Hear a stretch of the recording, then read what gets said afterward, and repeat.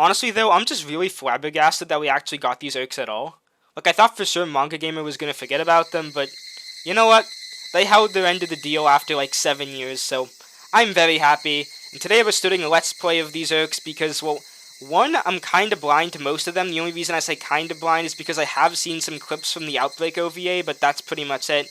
And the second thing is because I actually bought a copy of HOW Plus when it came out in Japan. I had it shipped over, I installed the fan translation, and then it said that I couldn't record videos on it even though I had spent $100 to make that video, so yeah, I get my money back eventually even though it's not really getting it back, but who cares? Let us begin. There's a work of fiction too, just in case you think it's real. This is all fiction. Witches are not real. This never happened. Even though it did happen, they just don't want you to know about that. And who's they? I have no idea. June 27th, Monday, day 1. The one thing that is going to suck about this is that there's no voice-only patch, so I actually have to read all of the lines. So my voice is going to be dead by the end of the video, just a heads up. This is the Japan Ground Self-Defense Force. As of 4 o'clock today, we have quarantined the Hinamizawa region and other surrounding regions as designated by the prefectural governor. We ask that all residents of these areas please remain indoors and await further instructions. Please use your televisions, radios, and the disaster management radio system to stay informed. You will not be permitted to leave this district until we confirm it is medically safe to do so. We repeat, you will not be permitted to leave this district. Any who do not comply will be dealt with according to the national law. So everyone, we must ask that you please return to your homes and remain... So it's basically the start of COVID all over again. It was really hard to hear that rough voice over the roar of the camouflaged helicopter. Have discovered the outbreak of a previously unknown virus. This virus has been classified as one of the most hazardous of viruses by the World Health Organization. Honestly, it really is Higurashi COVID-irk. Several government sources have already confirmed an emergency from the American government to provide emergency assistance in developing a vaccine. We believe our government has already begun preparations to accept their aid. The virus has an incubation period stretching 30 to 50 days, and they are scrambling to secure enough vaccines for the 2,000 quarantine residents. Damn, Hinamizawa is kinda big if there's 2,000 people. Like, in the anime and when you play the game, it kinda seems like it's only, like, less than 1,000, but damn. At the present time, all phone lines to the Hinamizawa district are flooded, and reaching anyone within is nearly impossible. The current congestion is making it difficult for the prefecture's disaster prevention center to ascertain the exact situation? Huh? Furthermore, a ban on tap water and well water has been put in place. Please do not consume any water except that provided by the SDF's water trucks. In addition, you can illegally park. If you do, your car will be towed and you'll be sent to jail. Please locate your vehicles at once. Representative Unabara of the Democratic Socialist Party has criticized the avoidance of the proper procedures in ordering the dispatch of the SDF disaster relief, strongly voicing his opinion that this is a step backward towards militarism, which could lead to further isolation of our nation within the Asian political community.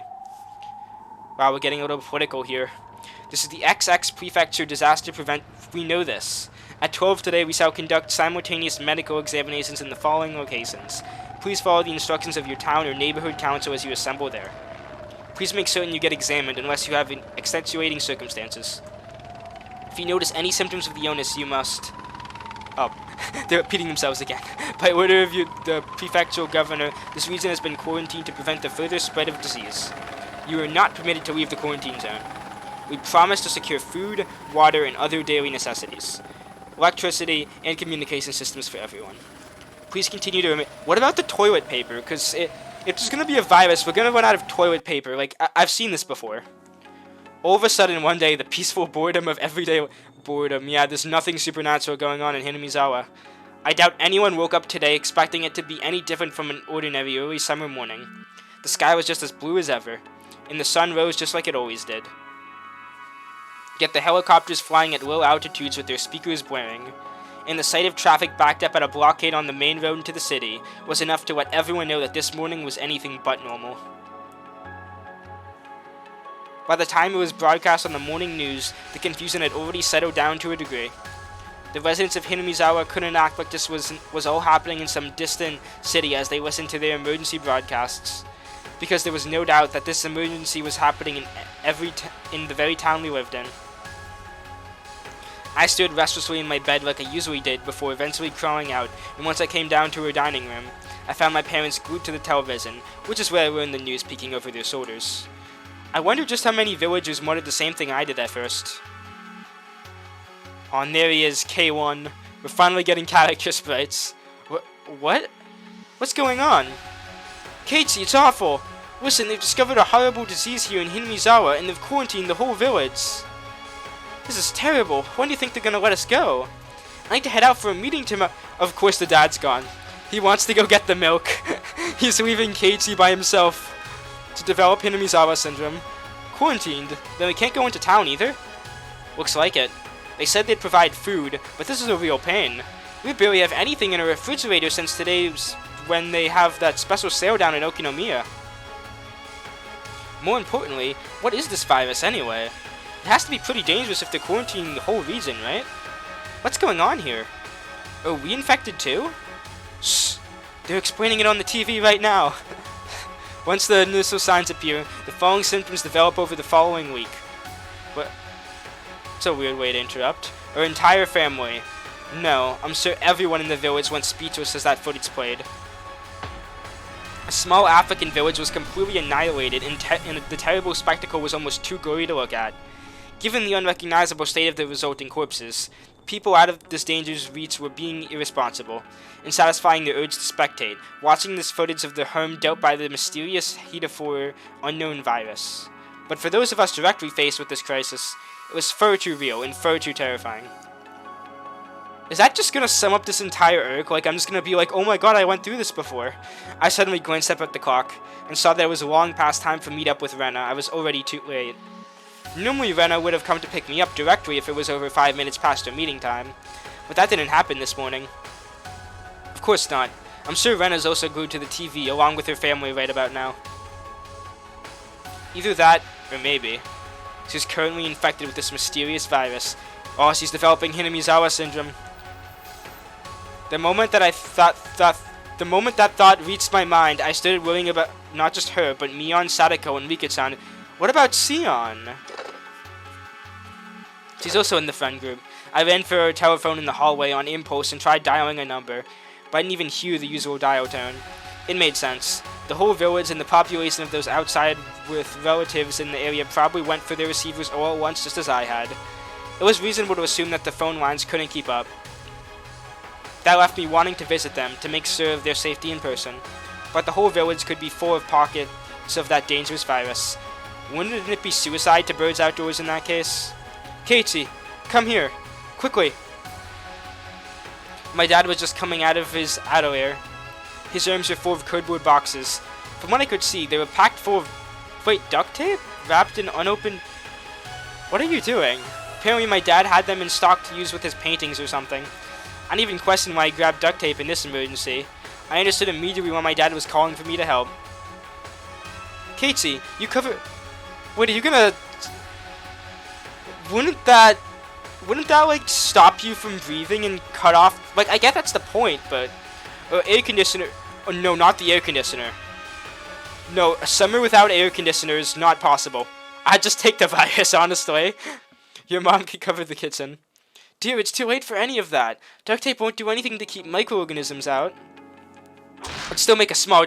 Oh, he just hit the floor. Just help already. I'm imagining he tripped. My dad's tone made it clear that he wasn't going to suffer any objections. But my mom was right. She was being relatively calm given the situation. And speaking of relatively calm, let me just go make sure my recording levels are actually alright and that I'm not messing this up. Alright, and we are back. Viruses are tiny organisms smaller than even dust. So it was pretty delusional to think that sealing up openings with store-bought duct tape could keep them out. At the same time, I understood how my dad was feeling too. It was just so sudden. Even if there was no scientific backing to his beliefs, even though it wouldn't make any difference, he still had to try and do something to stop it. That would comfort his mind far more than just sitting in front of the television. Now I gotta watch cartoons, just like, tone out the news. Whenever my mom, oddly stubborn, and my father, wildly emotional, stood arguing like that, I go up to the second floor to avoid them.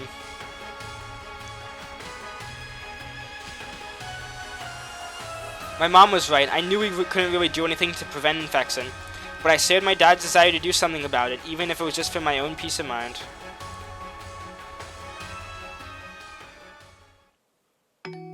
I looked out the window.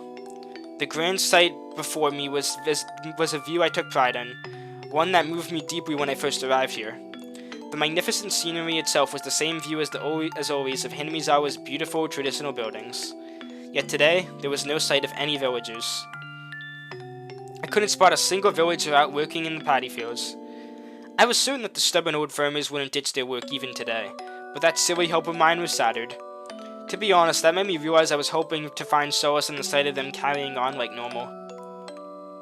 Even the most stubborn of the village elders weren't out working in their fields. Maybe they were afraid of getting infected with the virus.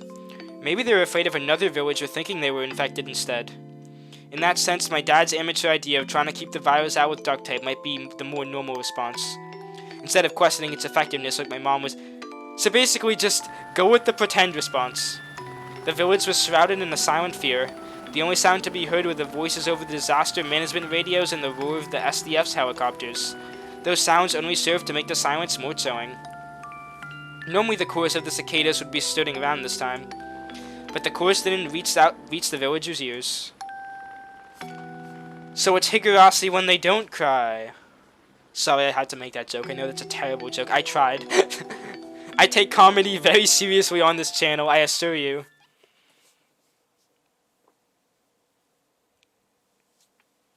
June 28th, Tuesday, Day 2. Keiichi's dad has already resorted to cannibalism. Things were getting hectic.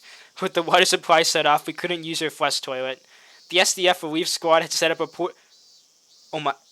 That's even scarier than the virus! But since my dad was strongly opposed to using them, the Miyabara family continued to use our flush toilets. But wait, so... There's just like a stockpile of... K1, you have to get out of here. This is horrible. We had kept our bathwater to use for laundry, so we were managing by scooping that into the... Ew. According to my dad, the excrement of the disease carriers would just be full of viruses, so we refused to let our family go out and use the public bathrooms, saying that it was the same as going out to get ourselves infected. We didn't have that much water left in our bathtub, though, so we couldn't keep using a flush toilet without water forever. To make matters worse, since the virus involved here was a 1-month incubation period, it wasn't hard to imagine the quarantine around Hinamizawa would last even longer than that. By my mom's quick estimate, the quarantine was likely to last 3 months. 3 whole months. It was the end of June, so the quarantine wouldn't be lifted until the end of September, or maybe even October. Honestly, that's kind of sad. That meant that the whole... Yeah, that was going to be cut away from Hinamizawa. I like how it's always summer of 1983. Like, we never get to... Actually, never mind, I take that back. We do get to see what happens to these characters after that, and it kind of ruins the story, so forget I'm saying anything. You all know how much I hate Sochu. Even though Muguri is actually pretty good. On the first day we were caught up in that fear that the virus was everywhere outside our house. But then the water trucks and relief supplies arrived thanks to the SDF. And once their doors started their group examinations, we couldn't afford to stay completely shut inside any longer. Some people like my dad still refused to go outside even then.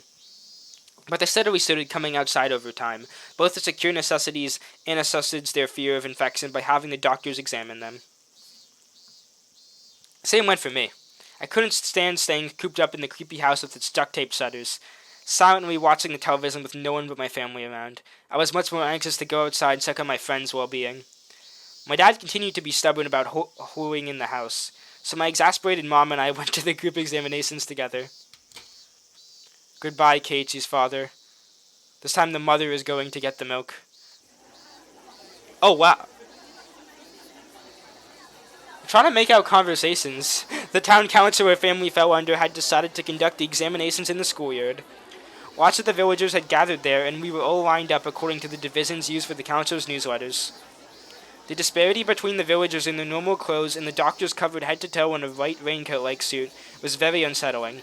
It was clear evidence that they suspected us all of being carriers of the virus. Ooh, it's Rena! Ah, Keiichi-kun! Yay! The second best character is alive. Oh, Rena, thank goodness you're safe. Yeah, I just ran into Mi-chan. She was looking healthy too. Really? What about Sadako and Rika-chan? They're in a different division, so I think they had to go somewhere else. I've tried calling them a few times, but I can't get through. I tried calling several times too, but I had no luck at all. I guess the phone lines are just too they promised that there would be communication. This is not that. I heard a rumor that there was someone in a car who wouldn't listen to the SDF's directions, so they had an accident and crashed into a telephone pole, cutting the lines out completely.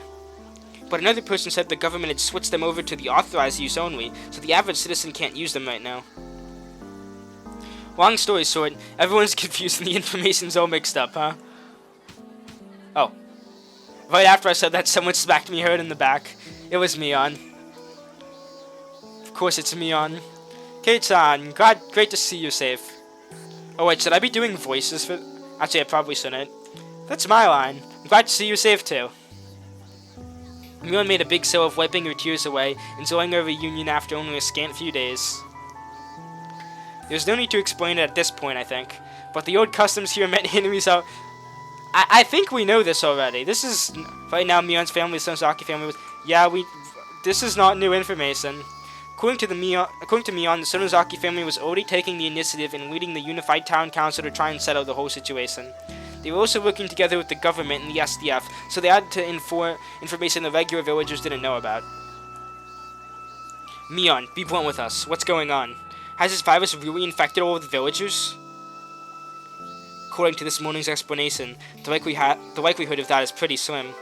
From what they've said, the infected showed up over in Takasuru, and hardly anyone lives over there. Since the quarantine was set up so quick, they're saying they don't think it's reached Hinami... Wow, is this like an alternate reality where, like, COVID didn't spread that fast? Once they can confirm everyone in Hinamizawa is clean, and they're hopeful that they can start lifting the quarantine in stages. I hope that's true. I feel bad for those living in Takasuru, but it would be nice if Hinamizawa's quarantine ends sooner. Oh? Oh, she just beat them. That was when Mion gave us a sharp look. Then she grabbed my head and Rena's... I'm just imagining, like, grabbing by the hair. Then she whispered so quietly that only we could hear. But I don't think we can be that optimistic, actually. I'm able to use a radio myself, you know. I modified mine to pick up transmissions from the police and the SDF. Ah, okay, so she's doing 80s hacking. And it actually is 80s hacking in this case. From what I'm hearing there, that this isn't that simple. After all, Hinamizawa is a pretty isolated village all by itself here in the mountain range. They don't have a clue about how this virus managed to transmit itself here from overseas. So far, none of the infected people the government had discovered have any history of traveling out of the country. So now they're investigating the travel history of everyone in the village, wondering if there might be another carrier.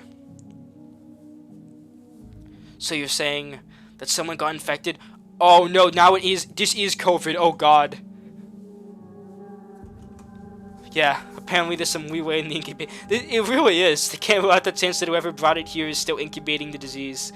Also, there's no guarantee that this person ever traveled abroad at all. There's still a chance they got infected when they came into contact with a carrier from outside the village. By my guess, the quarantine zone won't be limited to just Hinamizawa. Worst case is, the quarantine could extend to the No, it's gonna extend to the world. How can this be? How can this be? Oh no! Oh, so this is just between us, but there's talk that this one might be different from the African killer virus they mentioned on TV. What do you mean? What do you mean? Oh, I already read that. I'm not sure either. But some of the chatter I'm picking up on the radio suggests that they suspect this whole virus crisis might be caused by an endemic disease native to Hinamizawa. You mean some killer virus has been Oh, how little you knew. If only you remembered loops in this timeline. I'm not sure either. The only thing I do know is that there's an old legend still passed on around here that talks about something impure rising from the swamp and attacking the villagers. Makes you wonder whether something's risen up out of there again. But Michan, if that's true, then we can rest easy. I mean, the village wasn't wiped out all those years ago, right? Which means it's far less lethal than the virus they're talking about on TV that wipes out whole villages. According to the myths of old Onagafuchi, anyone possessed by the impurity from the swamp became a demon. In the end, the villagers couldn't do anything, and they were at the wits' end until Oyashiro-sama descended before them. Which means the village couldn't escape that disaster. Until a miracle. They're spot on. Exactly. If not for that miracle, the village... Yeah, no, this is basically the final arc, Macho Versihen. Hope I didn't butcher the pronunciation. It seemed there were a lot of older villagers who believed the whole virus commotion was Oishiro-sama's curse. I could see them here and there going through rosaries and offering prayers up as they're also probably singing the song. Do you know Oishiro-sama? Yes, Hinamizawa. That commotion would settle down if Rika-chan, the reincarnation of Oishiro-sama, would just deny that it's the curse. My granny's trying to explain that to the people from the SDF right now.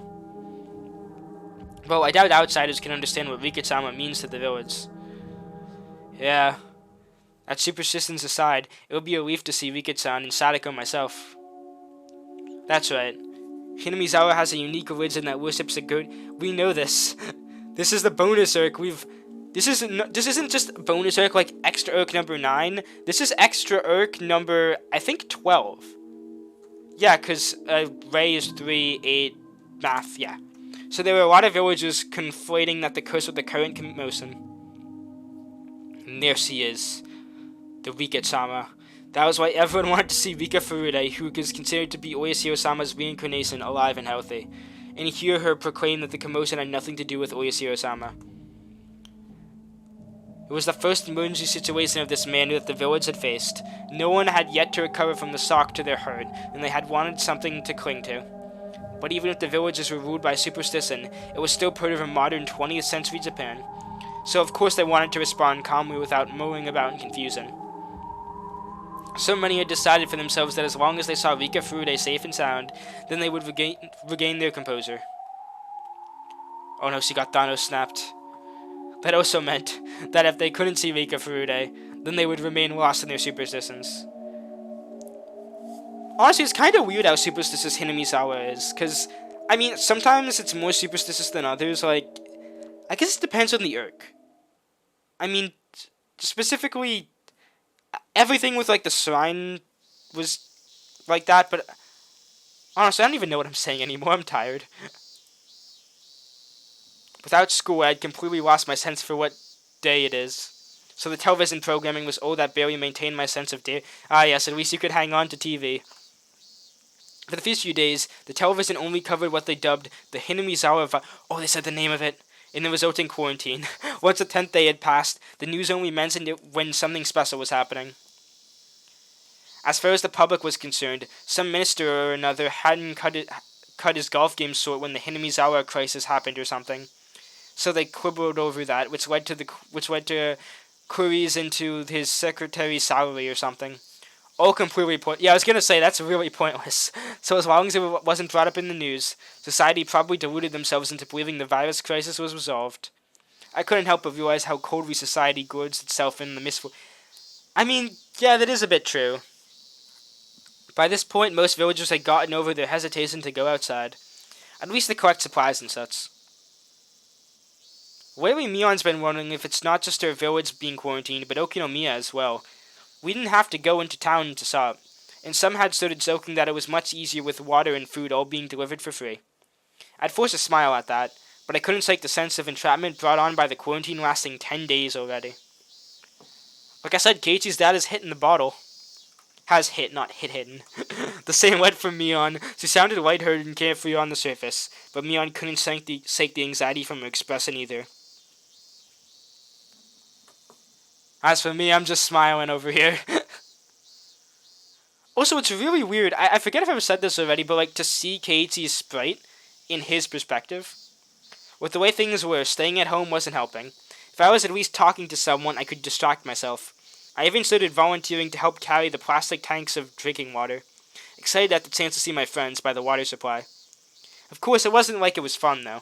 When we saw each other, we only shared our anxieties, but even so, it was still far better than huddling under a blanket all by myself. Oh god, more loud noise. Kei-chan, you look well. Got any strange Mi-chan, that's not fun. No, it's very funny. Mion, and Rena too. Thank goodness, the phones are still out as usual. So seeing you here is a relief. Yeah. Well, we have been wishing they'd reopen the school. How? If the school were to reopen, then we could all think back to our peaceful everyday lives, and do our best to pretend like everything was fine. But I guess not. if I recall, Sei-sensei lives in Okinomiya, so they can't reopen the school if she can't get back there because of the quarantine. Haha. Well, it's not so bad. Since school is closed over this unprecedented disaster, we should take this chance of it to enjoy it. Honestly, when COVID happened, that was my thought too. I was like in class, and then they're like, "Oh, 2 weeks closing." I'm like, "Cool, I get 2 weeks of sleeping in." And then I was like, "Oh, I get 3 weeks." And then after that, I'm like, "Oh my god, I'm learning nothing." Mia's personality was truly valuable in times like this. She could get the conversation going easily and make it as light as her usual everyday chatter. But in the end, she brought the conversation back to her worries about her current situation. Oh, right. Rena, Kei-chan, don't get upset, but listen. This is just between us, okay? Mia drew us both behind cover and lowered her. Oh, she's telling the secrets. What? What is it, Mi-chan? Have you learned something new? The SDF gave us a good enough explanation that when the quarantine first started, but lately they haven't made any more announcements about the ongoing situation. That meant we were left with nothing but rumors and word of mouth. But since we were further... Also, this is kinda... I don't know if this arc's gonna go that way, but I'm starting to sense like a vibe that like it starts off like calm and then it slowly descends. Yeah, because if they're spreading rumors, that's not great. Fortunately enough, our village had a decent amount of amateur radio fans, so they were using their radios to How convenient. Mion was one of those people using her radio to check on how... Honestly, this is a different time. Like, now if Discord goes out, I'm screwed. Honestly, I talk to everyone on Discord. I barely even used my text app. Well, our phone lines still haven't recovered, so the radios are really crucial in times like these. So did you learn anything? Yes. Well, sounds like it's true that Rika-chan's been taken into custody, and no one knows what's going... Oh, she's been arrested! They must have found her drugs! She took a brief pause after that. Everyone knows Rika Furude is the biggest crack dealer in Hinamizawa. Oh my god, I'm so stupid. The Sonozaki family had been strongly requesting that Rika Furude go around the village, so they could wipe away any fears... Why wasn't she anyway? Like, I'd imagine Rika's smart enough to realize that, but those demands kept getting ignored. The SDF didn't want to carry her traversing the village and spreading infection. Also, is it just me or just... I think this is one of the newer backgrounds. It looks a little different. So that they kept each council area strictly isolated so none of the villagers could find out how Rika Furude was doing, which only stirred their anxieties up even more. If anything were to happen to her, the reincarnation of Oyashiro-sama, then that could only mean one thing. The end of the village had passed down in legend. That fear had finally reached its logical conclusion. If they couldn't get information on Rika Furude that something had happened to her, and the SDF was trying to cover it up, that fear had made its way into rumor. Everyone denied those rumors, of course, but the only way to get rid of them was for the villagers to see Rika Furude safe and sound. That wasn't happening, though. So the villagers' collective anxiety only grew even stronger. What do you mean no one knows how Rika-chan's doing? Are you saying Rika-chan got hit by the virus? Shh! You're being too loud! I don't know if it was the virus, but either way, she's taken into custody by the disease control squad. She hasn't been seen since. No one knows if she's safe. Several different people witnessed her being taken. Wait, if they witnessed her, then couldn't they be like, oh, she's alive, and they calm down? I guess not. When did that happen?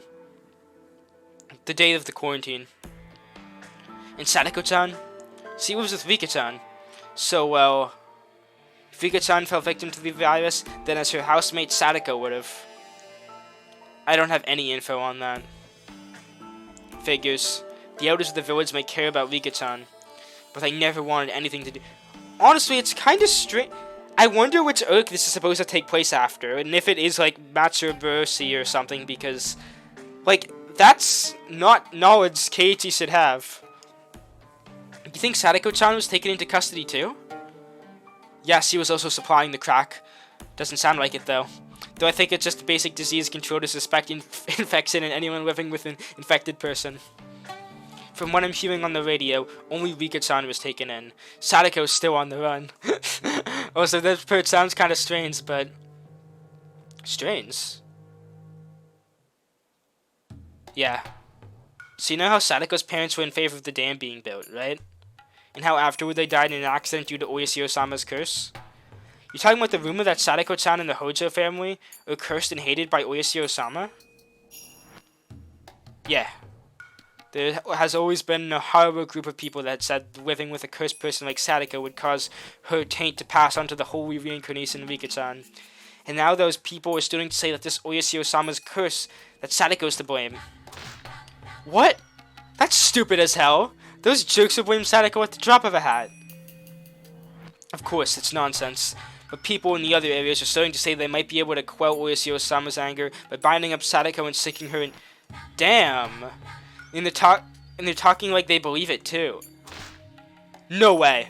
Are we savages now? I thought we were civilized. It's only been a week since... Wow, she has changed her... Also, I guess that's kind of Rena, though. Rena's indignation was justified, but thinking back on it, Hinamizawa was possessed by such strange beliefs long before this whole virus commotion. Hinamizawa had never shown any proof it was civilized land. The people there simply acted that way. But once you tore away the facade, they quickly... If it was anywhere else in the world that wasn't isolated, this story never could happen. But because it's Hinamizawa, it's perfect. Even though I forget what the real name of the village is. I'm pretty sure it was also in, like, some X-Men comic or something. Judging from your expression, Mion, you're not going to tell us this was some joke all along, right? Mion's silence and downcast stare affirmed it was true. Of course, I've told them they need to calm down over the radio, but they're not listening to me at all. Shit. If Rika-chan's been taken into custody, that means Sadako is currently living in that storage hut all by herself? She's in danger if they try to pull anything, isn't she? True. There's only so much Sadako-chan can do. She can set traps. I mean, I kind of like that one anime-only arc, the Disaster Awakening one, where you kind of get to see how, like, clever she is. Way better than Shotsu. Rena's suggestion was a good one. If we were left Sadako alone like this, then those caught up in those wild fantasies might go after her. But whose home would we shelter her in? According to Mion, the rumors that Sadako was already infected with the virus are being spread as though they're true. Word of mouth, that primitive means of communication, was all Hinamizawa had. If it was easy for rumors to work their way into such communication, because of mass psychology, people convince themselves that these statements are true, and embossing them even further until they've become established fact. At that point, the truth won't matter. Sadako will effectively become one of the infected. Once that happens, whichever home takes her in will face the same treatment. It went without saying, but Mion's home, Sonozaki family, were already on bad terms with Sadako and the Hojo family. It would be extremely difficult for Mion's I mean, you could just hide her in the basement or something. You know, in the Sonozaki torture room. Sion would love to have a word with her in there. What about my family? My mother would probably understand, but considering the fact that my father is still abstinently refusing to expose himself to the outdoors, I couldn't imagine him taking Sadako in. Yeah, I know it's impossible for your families, so if we end up sheltering Sadako-chan, This is why Rena's awesome. Don't worry. I won't let my father voice any objections. I had no idea why, but Rena held control of her family's finances. She controls everything, so if she got serious, she could make her father give in. It made me sad that I couldn't stick my chest out and say my family could too, and I hated that she assumed it wasn't possible, but I couldn't do anything about that. It's not like the pride would matter in this situation. Alright, if we can make contact with Sadako, we'll tell her to head to Rena's home. Wish I could reach out to her myself, but from what you've told us, Mion, it sounds like the area around Sadako's house is dangerous. That's because there's a lot of strong believers who live around there. But to be honest, Sadako's not the only problem. Depending on how it goes, both of you two? How are they in trouble? Mion's eyes grew even sharper, looking back and forth between me and Rena. Even though she was worried about Sadako, the chill in her gaze was enough to shred the naive thought that at least we would be safe. I mentioned this the other day, right? The rumor that this virus might be indigenous to Hinamizawa? Those rumors are starting to gain a lot of traction. Some even saying every village has probably been infected for hundreds of years.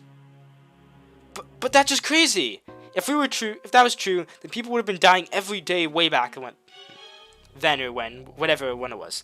Well, the ones insisting on that argument have an interesting idea, saying that the virus remains stable and harmless so long as you stay in the village.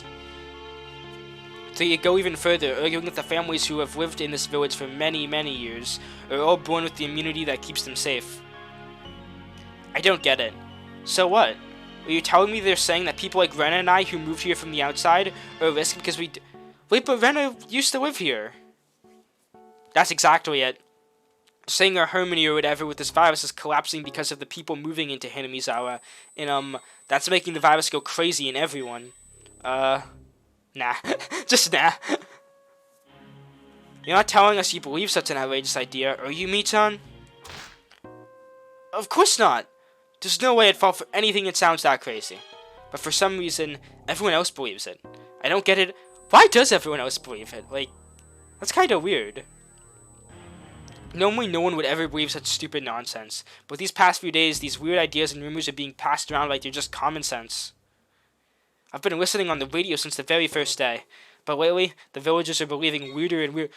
They're starting to believe in aliens taking over the road. Rena, you'll have to take the school hostage. I don't know if it's the mental stress or trauma or whatever, but calling it that is optimistic at this point. These lies and rumors are running rampant, but no one is doing anything to stop them. If anyone tries, they could be treated as one of the infected, too. It's getting really awful around here. Something's not right with the people, so watch yourselves. Rena and I were both left speechless by Mion's desperation. It was clearly a good thing that we weren't able to listen to what he picked up over the radio. Thrust into these abnormal circumstances, the frustration had reached its peak, in that along with the anxieties and fears founded on faith, were producing new rumors one after another. It was steadily approaching the point where someone would have been sacrificed in order to clear those rumors away. Judging from Mion's expression, we were already approaching that critical moment. It's been 10 days! Imagine if this was the case with COVID and, like, there was sacrifices. That was the moment I first realized that there was clear hostility in the look the villagers gave us. So suddenly he realizes that everyone's, like, glaring at him. Apparently it wasn't just my imagination either. Rena was quickly to pick up on that too. Keiichi-kun, protect yourself, okay? Yeah. I don't like being distrusted just because of stupid rumors, but it's best not to fuel that fire. Yeah. Rena, Kate-san, you two should avoid going outside unless you have to. Also make sure you don't go out alone. And seal your home up tight. If anyone says anything inconsiderate, don't provoke them, no matter how frustrating. Got it? The hostile looks I felt from time to time were too much to pretend I just imagined them. The accursed customs of the village that had avoided contact with the outsiders for centuries weren't about to be brushed away by the scant few years of civilization. Rena and I could only nod in acknowledgement of Mion's warning, the tense looks clear on our faces. Okay, now it's getting a little intense.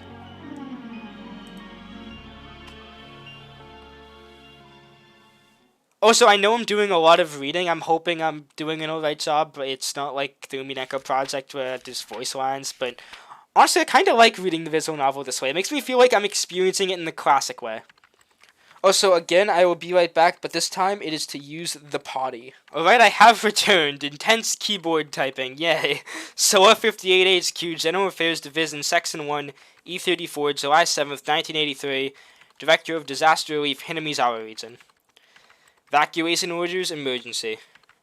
The Director of Disaster Relief is to evacuate the disaster relief units immediately. During evacuation, units are to follow the directions of the National Institute of Infectious Diseases. Notes. 1. Orders. Disaster relief units will follow the direction of the National Institute of Infectious Diseases and evacuate to the designated zone outside the quarantine. 2. Reason. The routine blood test detected a positive reaction for the type N173 virus in This proves that the disaster relief unit's current equipment is ineffective. So basically, they got infected. And are they just, like, ditching now? SOA 58 HQ, General Affairs Division, Section 1, E35, July 7th. Okay, even more typing. Dispatch orders. The 738th Equipment Test Company is to deploy immediate with version 13 disease prevention equipment under the command of... Okay, never mind, they're just getting better equipment. Notes. 1. Orders. As of today, the 738th Equipment Test Company will be placed under the command of the Director of Disaster Relief, Hinamizawa Region. The test company shall follow the Director's orders and deploy on site immediately. Mission. Peacekeeping in the quarantine zone. Remarks. Discharge of firearms will be That's a little escalated. July 6th. Okay, we're going back in time. Alphabet Project Board of Directors, Director of Disaster Relief. Okay. Regarding the N173 virus. The virus has been classified as Category C neuroparasitic virus. What follows is an explanation of its properties. Of all the viruses that infect the human nervous system, this one demonstrates extremely compatibility with mankind. Also, due to the difficulty in identifying symptoms in the infected, its existence was not confirmed until the modern age. According to an unofficial investigation conducted by the UN in 1948, over 99% of human species contains this Furthermore, it has been pointed out that it is likely the virus has been with humanity from the beginning. This is escalating. As it suggests, the virus is extremely well integrated into the human body, and the host is unaware of the parasite. This makes the virus very similar to other microbes within the human body, such as Escherichia coli, which is commonly known as of today. However, the problem with this virus is that we have identified the possibility of this virus interfering with the host's brain functions. The virus makes its host amiable to other hosts of the same strand, and it directs its host to be antagonistic towards hosts of different strains. The UN investigation has discovered several hundred strains that would be classified under this virus. And another shocking fact was uncovered as well. The distribution map of these strains, oddly enough, matches up with present-day national borders and religious distributions. Furthermore, it is suspected that each strain of this virus is deeply involved in shaping the foundation of its host behavior. So we basically all have something in our brain that changes our behavior? What? So the theory stands that the unique traits of the parasitic virus are responsible for several tendencies generally attributed to race or nationality. In other words, this virus is theorized to be indirectly responsible for all patterns within societal personalities and the cultures. Wait, so you're saying this one virus is responsible to every conflict that ever happened? What? The first to uncover the existence of the virus was a German doctor within the Nazi administration, and it shows that this discovery led to the administration's massacre of... Huh? Is that saying what I think it's saying? Is that saying that this virus caused World War II? I am very confused. The UN Secret Investigation Committee has identified the possibility that this virus has indirectly led humanity to commit its most...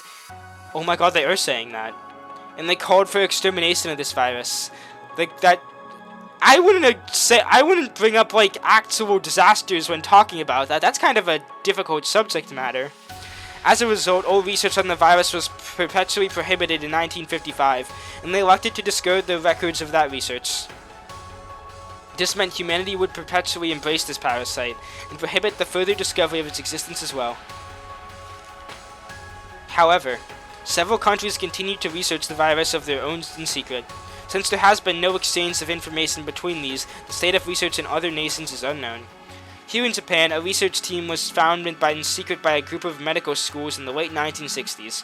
The research is the foundation for the current studies. America has caught wind of the virus and is the cause of the most recent incident, and they will be planning to steal our research. We must not... What? So now there's a war between America and Japan? What has happened? Strain N173 is a rare variety which displays extremely dramatic symptoms. As I've already explained, traditionally this virus is extremely Also, what does this have to do with, like, Rena and Keiichi? We're not talking about anything relating to Hinamizawa. The most significant change is the promotion of anxiety and aggression. Wait. Is this Hinamizawa syndrome? Is this like Hinamizawa syndrome on like mass scale? Oh, I forget. Is N173 the virus name? It's been a minute. I don't know. Director of this matter should immediately be given over to the Alphabet Project. And as such, it should be carefully investigated as one of the nation's assets. I am confident that the research into this matter will contribute to our national interest. And furthermore, the suppression of the riots caused by this matter can only be conducted by the Alphabet Board of Directors, which possesses extrajudicial authority. I hope that you will consider these factors.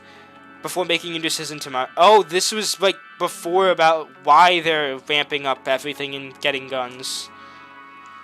National Institute of Infectious Diseases, head of room 13, Iwase.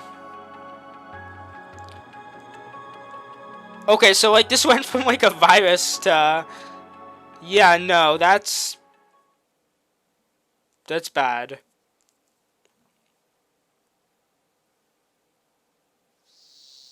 July 7th, Thursday, day 11. Oh god. It's been another day. Keiichi's dad is still hitting the bottle. As the disturbing atmosphere, not distributing, I suck at reading, towards outsiders like the Miyabura family grew stronger, there was another change that fanned the anxiety of the villagers. The SDF had been supporting the villagers' unstable lifestyles, as well as providing mental support, but they had suddenly okay, so they did just straight up ditch them. The elders who hated standing around in long lines before the water supply trucks had already lined up early, but no one knows how long they waited. The trucks weren't showing up. At first we made the generous assumption that something had delayed them. But the fact that the SDF's deliveries had always been punctual before only worked against them, fanning the anxieties even higher. Once it was long past the scheduled delivery time, the morning line grew steadily longer, and the anger that they felt at the water trucks for not arriving grew into anxiety, and finally into fear. The situation rapidly grew worse, and finally people began whispering that the SDF had abandoned us. I mean, they kinda did. Anyone would be shocked after hearing that rumor. The actions of the SDF were the final dam maintaining the village's sanity. With that dam suddenly removed, it was easy to feel as though the village had been cast out of Japan. However, there were a few villagers who weren't frightened by the SDF's disappearance. They had taken an optimistic view and assumed the quarantine would be lifted. Most people even tried to leave the village, yet something strange occurred at the barricade sealing us off. Instead of the personnel clad in white raincoats they had been manning barricades before, there were soldiers blocking the path wearing much tougher looking camouflage gear that was more like a spacesuit. They even had an armored car perked behind them too. Now why did the villagers insist on calling them soldiers? Because the guns they carried looked that dangerous. At very least, none of the SDF members performing relief efforts had carried guns. Not only were the soldiers carrying their own guns, but the armored cars also had... What the hell? And they aimed its muzzle at the villagers without hesitation. Sit! After aiming, they issued a warning too. This is the JGSDF. You are not permitted to leave the quarantine zone. Please return to your homes at once. Seeing and hearing that made them certain. Circumstances had changed. The commotion about this dangerous virus had progressed to the point where it was beyond the SDF's control, so they abandoned providing aid to the village and were trying to seal it away. That gave way to the anger at the nation who abandoned their relief efforts, and even greater fear at the idea of things that progressed that poorly. The villagers tried demanding an explanation of affairs from the soldiers. Oh! But they fired live ammo without remorse, intending to intimidate, and announced that they would target their legs next if they did not leave immediately. The villagers then scattered like... That's terrifying! Afterward, their story grew exaggerated. People started saying that some of them were actually shot and wounded or even dead, causing even further turmoil. Actually, there's still a chance the part about warning fire was made up too, but there's no way to verify that anymore, and no need to, because the story wasn't being proven false, so it had already become truth. No, we have to say it in red, then it is truth. On top of that, some kind of jamming wave was emitted from somewhere, suddenly making the radios... Wow, how convenient. Leaving word of mouth as the only means of communication, which increased the turmoil even further. This isn't going well. We need... Sit. That day... Wait, this... Isn't this an Umineko sound effect? It kinda sounds like the gold butterflies noise. Like, at least at the end of episode 1, I think? And I think some parts of episode 2? That day, the first gunshot rang out in the village. We couldn't know for sure. If the soldiers trapping us in had fired on a villager like the rumor suggested, or some of the villagers had fired their hunting rifle. It was actually just some random guy accidentally firing his rifle that scared everyone. But as the gunshot roared through the village, the whole population fell away from law and order of civilized Japan. Ah, so we're purging. The town council used their network to reach out and explain there was a mistake in the organization of relief efforts on the SDF side, and that due to the mistake it would be some time before the relief efforts resumed. They also asked the villagers to help one another. So they basically cut off all food and water and say, deal with what you have. Had the messages been sent out before such a great anxiety spread throughout the village, then they might have been able to improve things a little. But it was all too late. It was all in vain. Even though the SDF had ceased supplying food and water, every house had at least some stored up. However, no one knew how long this delay of provisions would last. And also, the food was like bags of Cheetos. It was really gross. The noxious heated air permitting the village was... Actually, I like Cheetos. Anyway, back to the story. Permitting the village was steadily robbing people of their sanity. Fearing that some insurgent might descend upon them in search of food, the shopping district had banded together and armed all the shops, forming their own neighborhood Oh, that's always helpful. Barricades taken from their dam site were lined up at the entrance to the shopping district. We are closed indefinitely. If you have no business here, you may not set foot within. If you still insist on entering, then please discuss it with us on a case-by-case basis. Read the signs they had posted up where the residents of the shopping district took their turns, standing watch with the... Wait, but I think that's a capitalization issue. At least unless I'm reading that wrong. There was also another small flyer besides it. Those living in Tekshuru, please go away. That one was based on the rumors of the infected in Takashuru. However, as the rumors continued to grow, there would likely be more signs posted next to it prohibiting other regions as well. For a moment, we thought we might be able to have more interaction, now that the SDF was no longer quarantining us separately. But the youth groups in each town council quickly took up that mantle of isolation. Everyone believed that the area had yet to become infected, and they could remain safe if they kept out people from the other areas. So now it's Splatoon, like it's a turf war. Well, actually, that's probably the worst example I could have done, because Splatoon isn't really a turf war, it's like a paint war. I don't know, I was trying to be funny. I failed, but I tried, and that's what counts. Because of that, those who owned one volunteered to serve as guards. The number who volunteered directly translated into the town's council power. Either that, or it became the power to blur the line between fantasy and reality in order to realize their delusions of persecution. That day, it was July 7th, the day of Tanabasta. At least Rika's alive, past June, when we turned the television on, it displayed images of cute young children writing their wishes on boards and stretching out to hang them up on bamboo. Okay, so the rest of the world's just fine. Yet here in Hinamizawa, our Tanabasta involved posted signs rejecting the infected up on violent-looking barricades, while many took up hunting rifles and glared at each other suspiciously. It was hard to believe that this was still the same Japan. Okay, better comparison.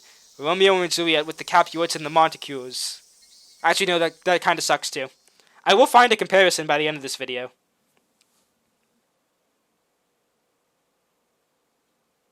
At least the moon's out. The moon makes me feel calm.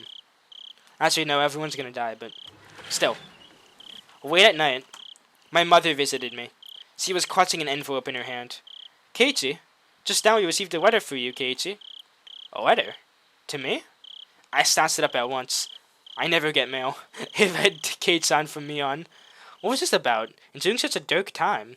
According to my mother, the doorbell rang, and by the time she reached her front door, it was shoved through the gap. She could have just come in if she went out of her way to visit. So the fact that she avoided doing so and left only a letter had me feeling a tins anxious.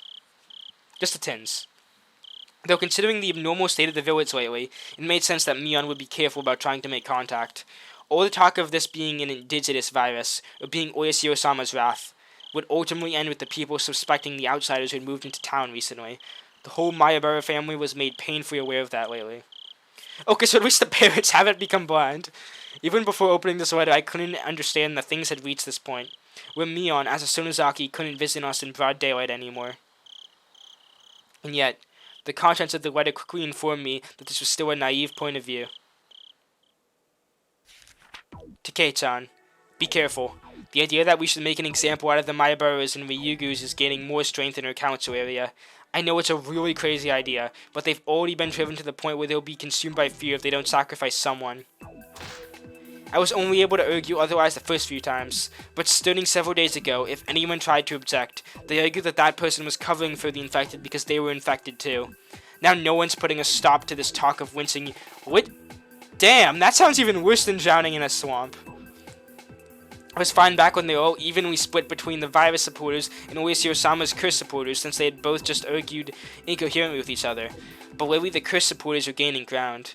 It won't be long before they're leading the whole group. If my granny were well, she'd never allow such a riot. But Astrid came down with a fever a few days ago, and she can't get out of bed. Some of my relatives have started spreading rumors that it's the infection, so I'm losing my ability to speak at the council too. Like, if I'm not careful, they could sacrifice me as well. Well, that's why let's call her Me-on. Yeah, okay, yeah, no, again, terrible, sorry. With the position I'm in now, it's going to be hard for me to speak on behalf of Yura and Rena's families anymore. I could see that Me-on's writing had steadily grown more hastened and sloppy as it went on. I didn't even have to ask to understand how she must have felt. I think it's dangerous to stay in Hinamizawa any longer than this. At the very least, if we stay set up in our homes like this, then sooner or later, we'll be murdered. So I'm planning to escape the village tomorrow night. The SDF is blocking off the perimeter, but the Sonozakis have... Oh, the murder tunnels are actually helpful for once, and one of them exits out beyond the quarantine. Me and Granny are the only ones who know about these tunnels. I wanted to wait until after she recovered, but that doesn't look possible anymore. My Granny just told me to leave her behind and run. Well, that's kinda sad. Oreo's gonna die. My Granny is saying that this is a return to the ancient legend of the demons coming out of Onagafuchi Swamp.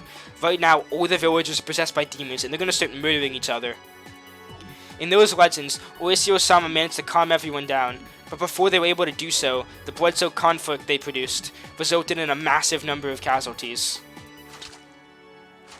Oh no, not the PNC blood! They're going to kill us all! That brings me to the main point. Tell your family tonight about this all and have them get ready, Keiichi. I'll come for you all tomorrow night and then we'll escape. Bring your cash, insurance card, bank book, social security number, your credit card, all personal possessions, the kitchen sink, and of course the family seal. Also, fill your backpack with clothes and daily necessities, but don't let it get too heavy. Don't bring anything you have to carry. Make absolutely certain you can use both hands. For shoes, wear a comfortable pair you can walk easily in. I'm sending the same letter to Rena as well. This might seem like it's coming out of left field, so I doubt it feels real to you just yet. But trust me, I've been to the town council meetings and the gatherings of the three families, so I have a very clear idea of just how crazy this village has become. You need to understand how dangerous this is. Even if you have faith in it, and do everything as I've asked, I'm estimating only a 10% possibility at best of you, me, Rena, and our families all escaping Hinamizawa safely. That was the end of Me-on's letter. What the hell? This whole situation was just too much for me to take in, so I gripped my head. Yet Me-on had entrusted this letter to me, and asked me to trust her, knowing I'd feel that way. Once I took 3 deep breaths, you have to count them 3, I was able to realize that the danger Me-on spoke of wasn't too far-fetched. Considering the festering attitude that had filled Hinamizawa lately, what she had written here was unmistakably true. At the same time, that made me fear for Sadako. It made sense that the letter didn't mention Rika, who the SDF had in her custody, but there wasn't a single word written about Sadako, who'd been left in the village all alone. The only names written on it were mine and Rena's. There's no way Me-on could have forgotten about the club members, so there's no way she'd forget to I like how it all boils down to the club. I mean, I get that that's their friend group, but still. Terrible imaginations assailed my mind, each of them trying to suffocate me. That's right, Me-on already mentioned her. She told us that there was those who seriously believed that Oishiro-sama's anger would subside if Sadako were offered as a sacrifice. No way. Sadako? I shot up from my seat. In the metal bat leaning against the bookshelf fell down, stopping again. Conveniently, it's here. It's almost like it was trying to tell me to take it with... Oh, it's like the beginning of Zelda. But except instead he's gonna... Oh shit, that's what I heard a gunshot. If it had been a normal peaceful day, I would have assumed it was a kid having fun by setting off firecrackers or bottle rockets. But because we were having such an abnormal situation, I didn't make those wrong assumptions, and codes as the were by times of peace. Oh. I opened my curtain and strained into the darkness when I heard another gunshot. It sounded like it was even closer this time. I thought I could hear someone shouting something nearby. Suddenly, a doorbell began ringing frantically.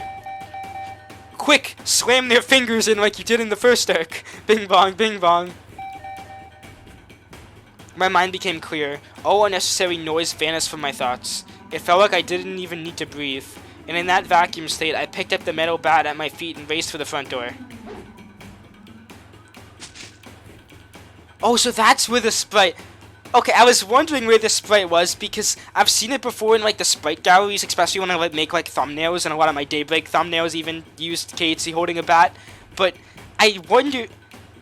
Okay, that's kind of cool. I like the sprite. I kind of wish they added this for the other adaptations into English, because I mean they had it after, so they could have just added it. But I also get why they wanted to keep it original. At the entrance, I found my mom cowering and my dad running in from the kitchen with a curving knife. Up until a moment ago, I would have thought it strange for my dad to respond so violently, but in this exact moment, that actually felt like the proper response. My mom looked back to my dad, wondering if it was safe to open the door. He had to step away from it. The button for the doorbell was pressed at their gate, so whoever had pressed it had now come through a gate and was standing right in front of the house. Then there was a bang, bang, bang, bang, knocking violently on her door. What? Who is it? My father shouted. They answered immediately. Good evening. Good evening. It's Rena. I looked out from behind my father, from the sound of Rena's voice. This was an emergency, and we needed to open the door right away. Even if we were plunged into a nightmare situation with villagers stood at a bloodbath, we club members would never doubt each other. Except all the times we've did. What? Mion? Are you alright? She's not alright. Just no. We need to hurry and stop the... But why would you ask that if she's bleeding? Asking if she was away was just a waste of time, not even a social courtesy. After that cry from Rena, we carried Mion in past her door and laid her on the floor. Mion's left shoulder was badly injured and her clothes were stained red with blood. Her clothes were supposed to be yellow, the shirt Mion loved to wear in her free time. That bright yellow shirt she always wore once school was over. That symbol of all our fun times together. That shirt I was always happy to see. Yes, sir, that sir was the shirt that you were happy to see over there, Keiichi. Get your mind out of the gutter. Was now completely stained to purest red. Or maybe my mind's in the gutter for making that joke. Hey, she needs help. Grab a towel or something. Mion was holding her wound with a handkerchief, but the blood continued to spill from it. Her handkerchief would have dripped blood if it were wrung out. It was impossible to tell what color her design it was supposed to be, or whether it was Mion's favorite. What on earth happened? Rena-chan, what's going on here? My father asked without putting away his knife. Rena frowned, having difficulty deciding where to even begin. Her expression made it clear that we didn't have time for her to explain. But did we even need an explanation? The bright red blood standing on her body when she carried Mion was better than any words at conveying the urgency of the situation. Oh. They're back. Also, we could soon explain it much faster than any explanation Rena might produce, because moments later we heard a tremendous bang outside her front door. Did she have a gunshot wound? We realized the situation without a moment to spare. She was shot. Someone had shot her outside her house. Oh! Yes, that's it. Rena spun around at the sound of that shot, all while raising the huge hatchet she carried in one hand while carrying Mion. I gripped my bat and chased after Rena, my feet still bare. I didn't even hear my father calling for me behind us. Rena! Oh shit, she's getting ready to work. Rena leapt on someone sitting at her front gate, ruthlessly splitting his head open with her hatchet. That moment was unbelievable, and it was all too short.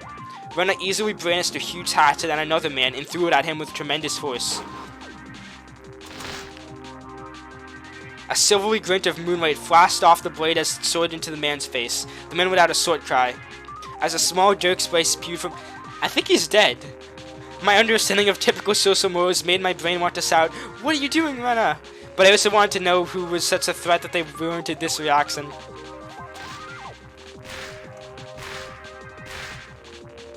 Once Rena reached the man stumbling around with her hatchet in his face, she roughly yanked it out. Then slammed the long hatchet into his head over and over. The man begged repeatedly for her to stop, but Rena didn't listen to him at all. Once he confirmed he wasn't moving anymore, she spoke. Oh my god, the eyes. Killing someone means that you're ready to be killed in return, so don't take it lightly. It was almost like those words were meant for me. From Rena's perspective, I probably looked like I was still too accustomed to peace to understand the emergency we faced. But then Rena turned and shouted, That man's still alive! We have to hit him again! Huh? Oh! The man Rena first defeated, the man that fired a gun at her front door, was clutched at his forehead and trying to stand. He was already injured so badly we could probably let him go.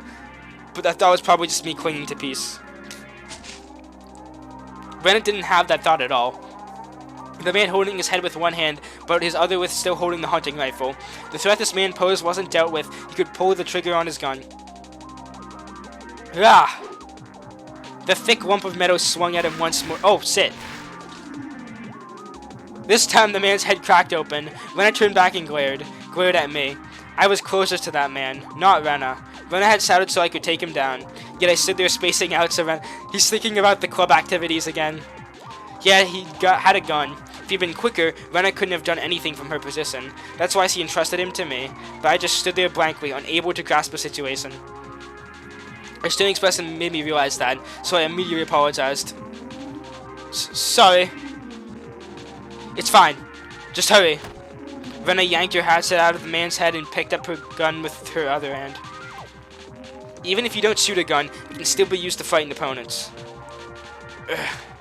Right. That's fine. Just hurry up and get ready to run. Huh? Didn't Mion say she'd come tomorrow in the letter she wrote? There goes my false sense of security. Well, I mean, it's too late for that. Oh yeah, but tell me what on earth happened. I asked Rena as we ran back to my front door. You got a letter from her too, right, Keiichi-kun? Mi-chan brought it to the same letter over to my house. Oh. That was when the neighborhood watch discovered her and sought her. Mi-chan hadn't done anything to them. All she did was deliver a letter to me and they sought her. Fortunately, they only hit her shoulder. Like, imagine if they actually had aimbot on, she'd be screwed. They said all the Ryugus were infected, and anyone interacting with them was an ally of the infected, but they decided that all on their own, and they sought her for it. Mi-chan hadn't done anything to them, but they didn't even care, and they sought her anyway. Rena's eyes were full of anger and sadness as tears spilled down her cheeks. There wasn't anything I could say while she was possessed by those powerful emotions. But I mean, he is the magician of words. When we returned to my front door, Mion had been given a towel for the blood, and my mother was with her, helping her put pressure on the wound. My mother was all shook up. The only medicines we kept in the house were band-aids, headache medicines, and cold medicine at best. We didn't have anything to help treat a gunshot wound. When I came back into her house with more blood splattered on her clothes and stained on her hatchet. Given the commotion that just happened, my father understood everything once he saw the hunting rifle in Rena's hands. Oh my god, the eyes again. Once Rena understood that, he did too. She spoke. Sir, if we don't flee this place right now, we'll die. My own already Sid! Just now, he tried to save Mi-chan, so they didn't even hesitate. They shot him as easy as if they were driving off crows. I can't believe it. I can't believe it! Mion's mouth opened feebly after hearing Rena's screams. I'm sorry, Rena. If I hadn't screwed up. I'm really sorry. It's not your fault, Mi-chan. And I don't hate anyone anymore. Those who deserve my hatred have all paid the proper... Oh, they've already been murdered. So did the man who sought you, Mi-chan.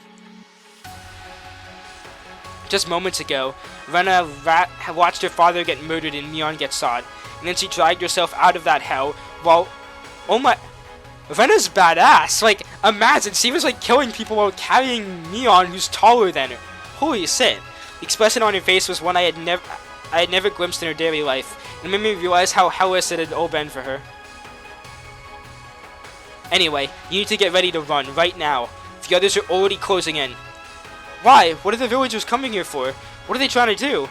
There was no need to ask. For an answer from Mion's bloody mouth. That was why my father swallowed his confusion, and after clearing his throat, simply asked one thing. Run? To where? There's a hidden tunnel in Mi-chan's secret basement that none of the villagers know about. Yeah, Mi-chan's secret basement, that sounds really out of context. So as long as we make it there, we should be able to pull through. Rena explained what was written in the letter on Mion's behalf. Mion tried her best to explain, but ended up coughing instead. Dad, Mom, we don't have a moment to waste. Let's run. Right, let's go.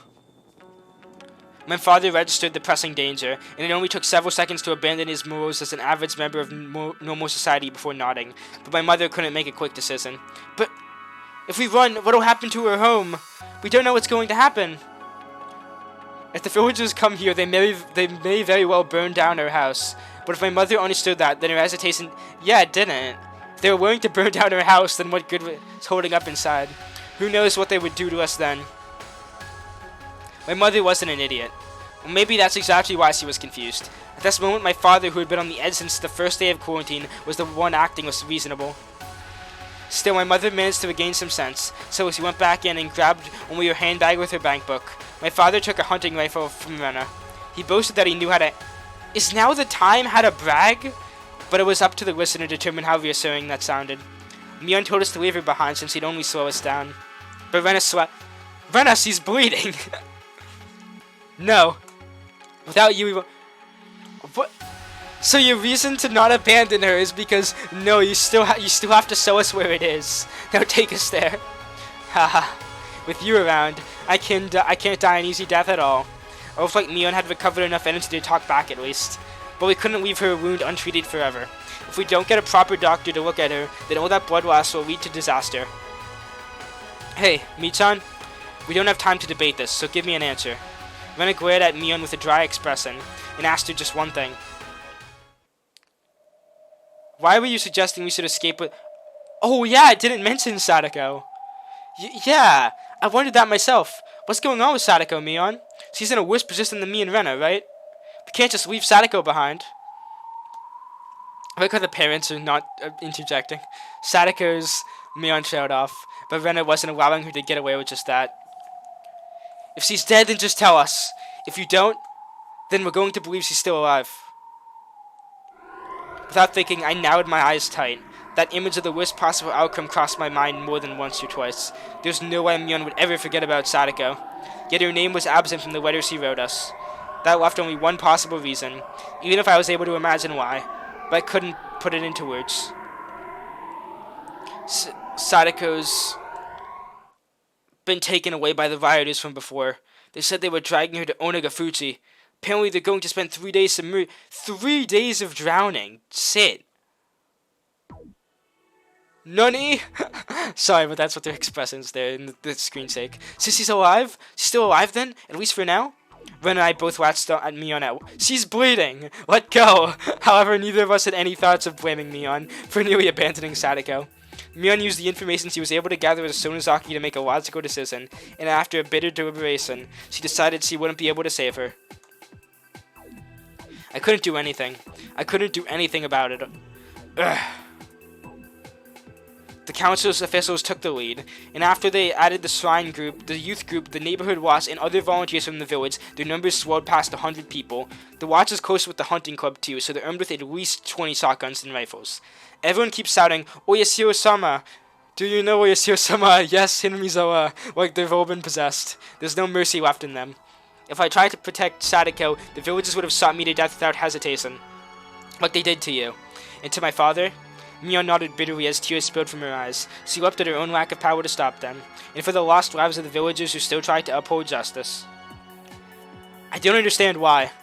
Everyone was normal just 3 days ago. They were reasonable then, but they've gone mad in just the past 72 hours. Honestly, that's kind of all it takes. Their eyes are bloodlust, and they've all... Like, a lot of social experiments have kind of showed that, too. They didn't go crazy just because the SDF left. They were crazy before then. The killer virus isn't as scary now. Now it's everyone in the village. I have a few thoughts. This virus, it isn't just one that drives people to death, but one that drives people to madness, making the villagers become demons one after the other. It is kinda Hinamizawa syndrome. Oyashiro-sama is the only one who can resolve this situation, and her reincarnation Rika-chan is nowhere to be found. Besides, Oyashiro-sama was a god anyway, right? They weren't human, were they? There's nothing we humans could do. Nothing. Calm down. Mion. I crouched down, and even knowing it would aggravate her wounds. They're really bad at, like, dealing with someone who's been shot. Thank you. While Rena and I were taking it easy without realizing what was going on, you were working hard behind the scenes to try and stop the rumors. I'm sure that's why the village wasn't swallowed by madness until today. It was all Mion, not her family. The 14-year-old did it. If it wasn't her... Actually, I think she's 15.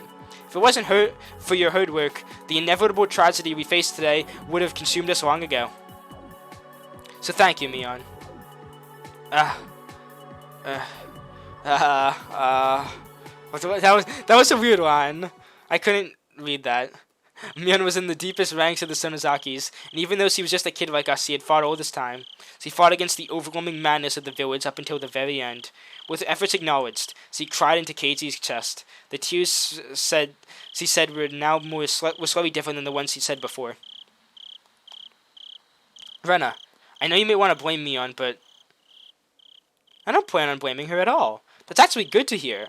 Rena said casually. She's a strange one. Yes, she's covered in blood and she's smiling. Though it feels like the bigger the gamble, the more dangerous the situation, the more composed he gets. Just like a blue flame. At first glance, it looks like it's just burning quietly, but it burns far hotter than the red one does. That's why I answered in turn. Yeah, that's true. This is good news without a doubt. Yeah, it's great news. I mean, Sadako-chan's...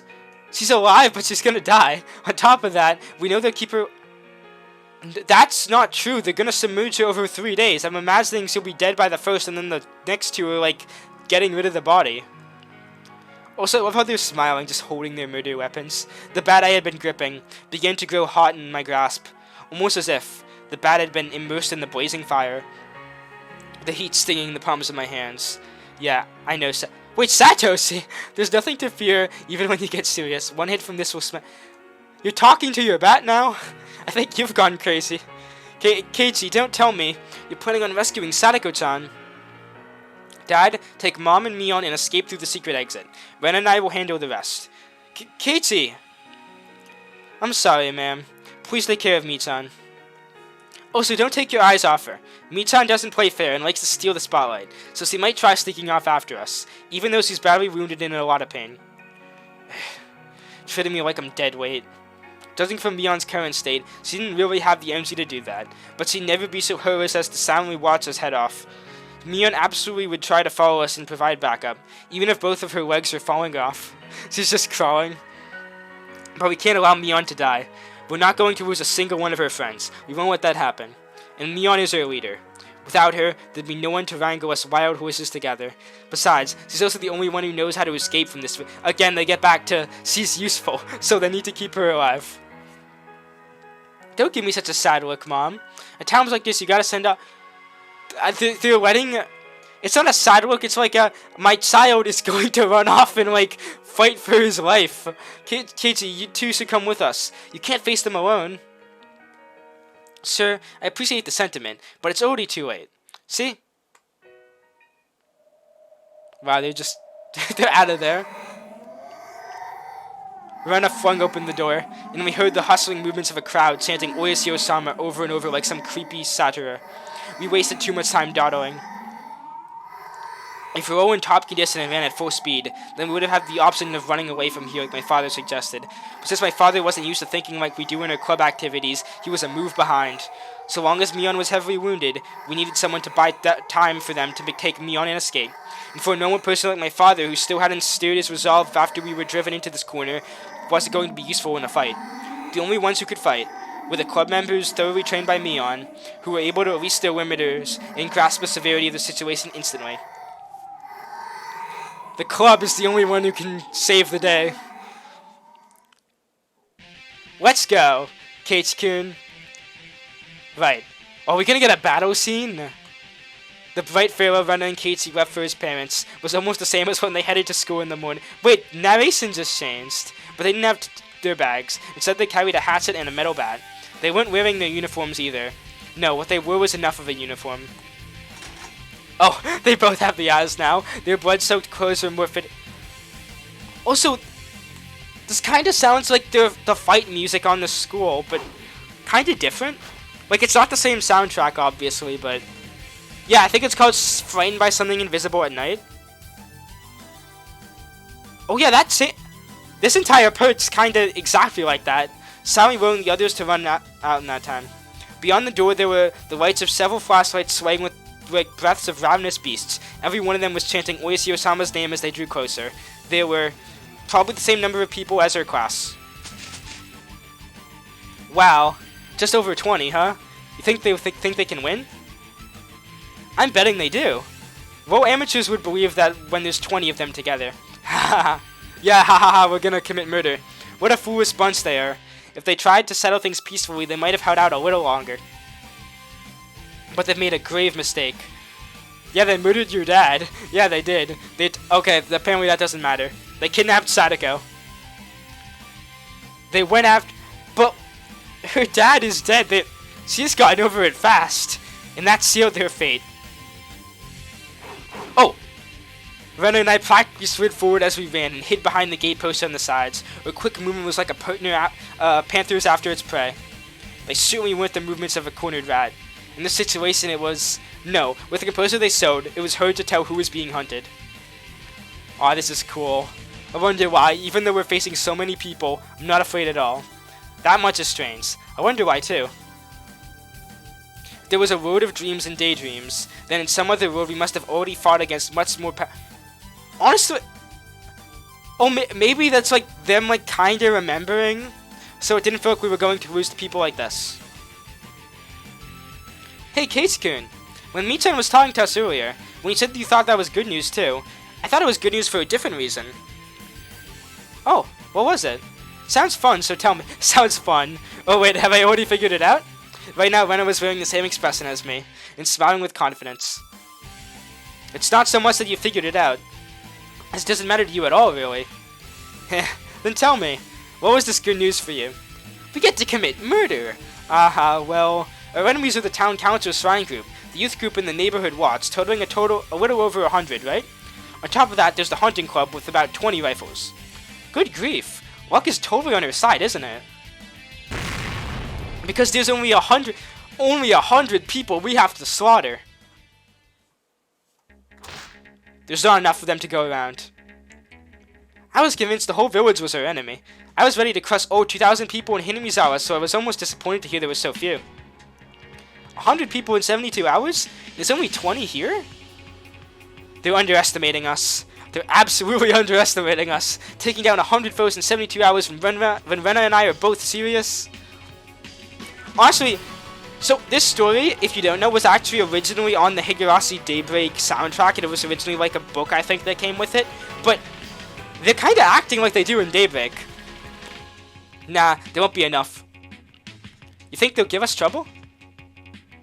Idiot. That's what not. I'm imagining he just hit her with the bat. I chuckled. Together we laughed. The 20 that had picked a fight with Mion were drawing closer. Then they finally got in range to attack. Now let's have some fun. Let's have lots and lots of fun over the next 72 hours. Sadako-chan, wait up for us. The 3-day long crimson tragedy was about to begin. Okay, let's do this. Oh shit! Oh, and those ugly people. They're freaking ninjas! Oh, whoa. Never mind, not so much ninjas.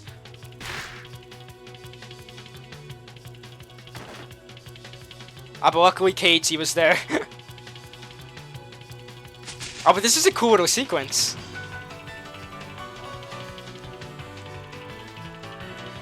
What the...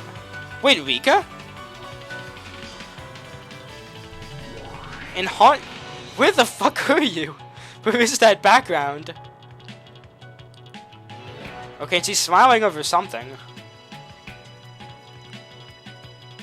Here's Sadako. Oh. Just Sadako. Oh. Oh, and there's a glitch in the sprite. Do you see that? There's like a line there.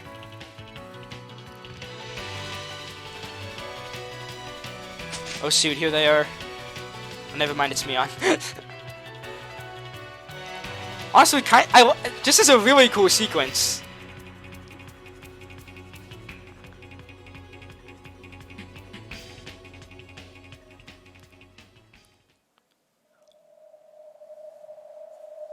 Wait, is it over? Is the bloodbath ended?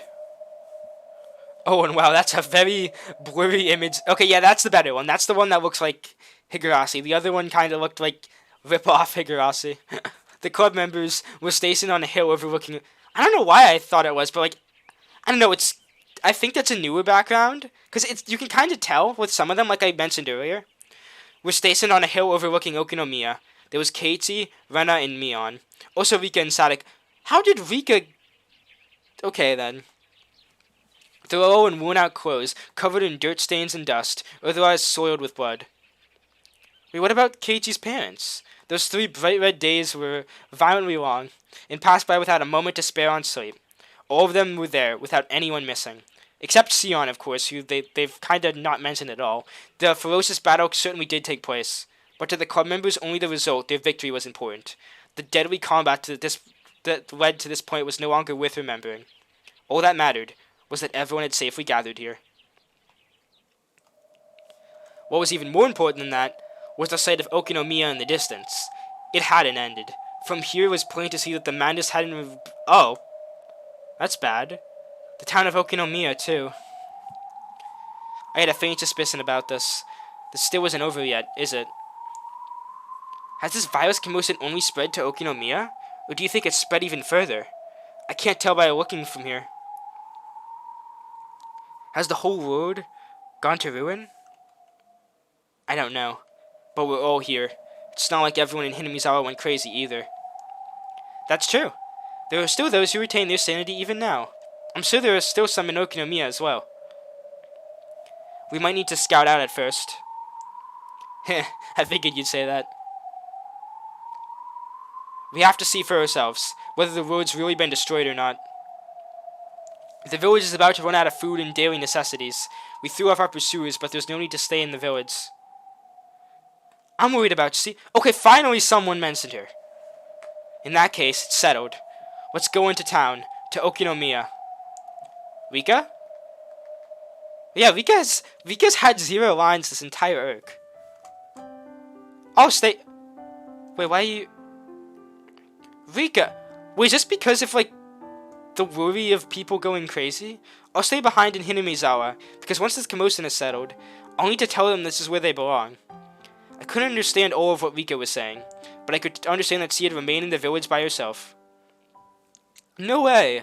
That's dangerous, Rika. Those guys are still searching for you, you know? I'll be alright. I'm good at... But what if they find you? Nipa, but still. Rika smiled like she usually did, showing us that she had no chance of breaking her resolve. Because Sadako was her best friend, she understood there was no convincing Rika once she gave us that look. Rika-chan, you don't need to worry about me. I'd rather you go check on the road. Is this the beginning of the end to this commotion, or is it already over?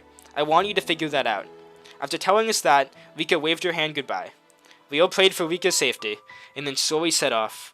Behind us, Rika spoke with a beautiful smile and a clear voice. Fight on, or something like that. Oh yeah, I did predict it! Fight. Oh, no, it wasn't the fight on. You gotta say fight on. Oh, desu, nipa. Oh wait, in the opening at the end? At least I'm assuming that's the end. Though I didn't think they were gonna bring this opening over. It's like... That's cool. Oh, and they even have subtitles. Okay, instant 10 out of 10 for me. There's subtitles in an Higurashi opening. That's awesome. Though honestly, this was a really cool arc. Like, it was kind of cool, and especially with like COVID, there was some parallels, but obviously they took it extreme. And this is a sequel arc too, so I'm really excited to see what they have in store. Though it was kind of strange that there wasn't a lot of Rika or Sadako. And even stranger, as I said before, that like, you were in Keiichi's perspective, but you kind of saw him. And it was sometimes that kind of broke out of perspective a little. Oh, and I love this opening. And now I can actually understand it with the lyrics. That's awesome.